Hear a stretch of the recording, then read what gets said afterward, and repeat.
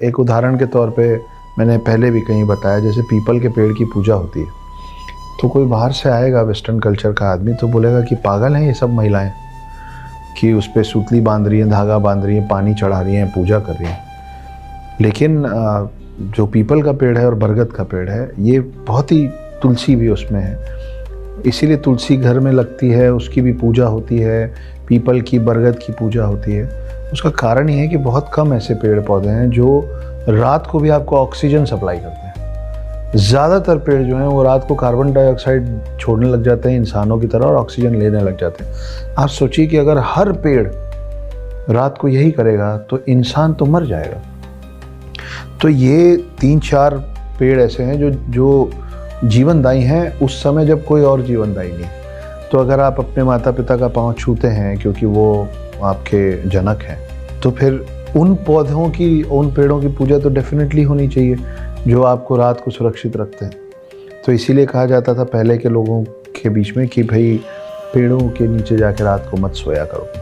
तो बात ये रह गई है कि पेड़ों के नीचे मत सोया करो, और कहानी बन गई कि क्योंकि पेड़ में भूत होते हैं, इसलिए मत सोया करो क्योंकि पेड़ को इतना ऑक्सीजन चाहिए रात में कि आपका दम घुट जाएगा उसके नीचे सोने से। तो वो पेड़ जो हमको बचाते हैं उनका आप चरण स्पर्श नहीं करेंगे।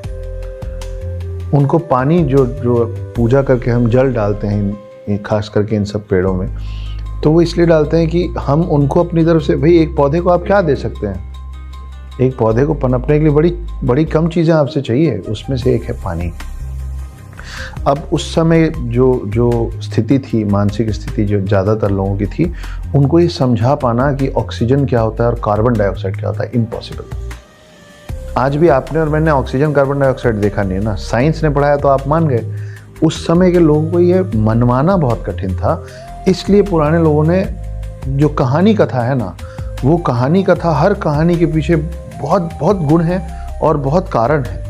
तो उस समय लोगों को ये बता दिया गया कि देखो पीपल का पेड़, बरगद का पेड़, ये सब में भगवान वास्ते हैं, इनको काटोगे ना तो पाप लगेगा। आप देखिए उसी चक्कर में आज भी आप पुराने गांव में जाएंगे जहाँ पे बहुत पेड़ कट गए, लेकिन गांव के बीच में ना एक बरगद का पेड़ खड़ा ही हुआ है। वो बड़े शौक से बताते हैं 300 साल पुराना है, 200 साल पुराना। पीपल के पेड़ खड़े ही हुए हैं, उस डर से कि अगर हम इसको काटेंगे तो पाप लगेगा। उन सब ना समझो को ये नहीं मालूम है कि वो उसको बचा के खुद को बचा रहे, लेकिन बाहर से आने वाला जो व्यक्ति देखेगा ना, वो हमको पागल ही समझेगा।